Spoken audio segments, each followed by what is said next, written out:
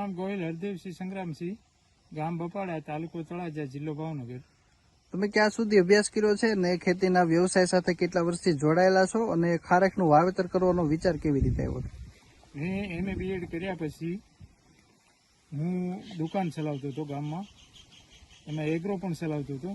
તો એ રાસાયણિક કેમિકલ વેચતા એનો અભ્યાસ કરતા એવું મને ખ્યાલ આવ્યો કે આ માણસ જાત માટે બહુ ખરાબ છે, એટલે આપણે કંઈક નવું ઓર્ગેનિક કરીએ કે જેથી સમગ્ર જમીન તો બાપ દાદાની હતી જ વારસામાં, કંઈક ઓર્ગેનિક નવું કરીએ અને એ દુકાન એગ્રો બંધ કરીને મેં આ ખારેકનું વાવેતર કર્યું. વાવેતર માટેના રોપા ક્યાંથી લેવાતા, કેવી રીતે એની માવજત કરો છો અને ક્યાં ક્યાં સુધી આનું વેચાણ કરો છો? ખારેકના રોપા હું કચ્છમાંથી લાવ્યો હતો. આ ટીસ્યુ કલ્ચર રોપા છે. અને માવજત તો ખૂબ કરવી પડે, આમાં પોલિનેશન ને એવું બધું કરવું પડે, કારણ કે આમાં કુદરતી ફલીનીકરણ થતું નથી, આમાં કૃત્રિમ આપણી જાતે કરવું પડે છે.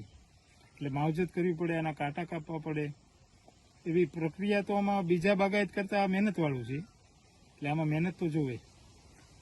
ક્યાં ક્યાં સુધી વેચાણ કરો છો અને તમને ભાવ શું મળે છે અને કેટલાક રૂપિયાનું ઉત્પાદન મળતું છે?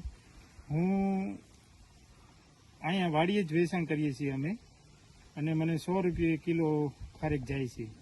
જેટલી ઉતરે એટલી દરરોજની દરરોજ ખૂટી જાય. અત્યાર સુધી હજી મારે ક્યાંય માર્કેટ યાર્ડમાં ક્યાંય વેચવા જવું પડ્યું નથી, કારણ કે આ ઓર્ગેનિક પદ્ધતિથી પાકેલી ખારેક હોય એનો સ્વાદ બીજા માર્કેટમાં મળતી ખારેક કરતાં જુદો લાગે લોકોને, એટલે તરત લઈ જાય છે. એક વીઘામાંથી અંદાજિત કેટલું ઉત્પાદન મળતું છે? એક વીઘામાં અંદાજિત ₹1,00,000 ઉત્પાદન મળે.